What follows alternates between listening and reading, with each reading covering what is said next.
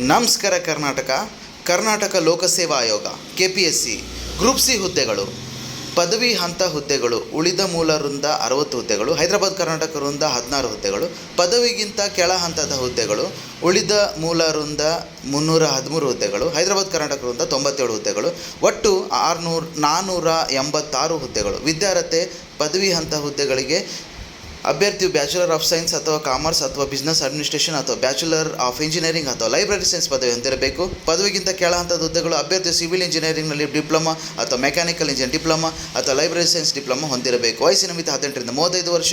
ಅರ್ಜಿ ಶುಲ್ಕ ಸಾಮಾನ್ಯ ವರ್ಗ 600, 2A 2B 3A 3B 300, ಮಾಜಿ ಸೈನಿಕ 50, SC/ST ಅಂಗವಿಕಲರಿಗೆ ಅರ್ಜಿಯಲ್ಲಿ ಶುಲ್ಕದಲ್ಲಿ ವಿನಾಯಿತಿ ಇದೆ.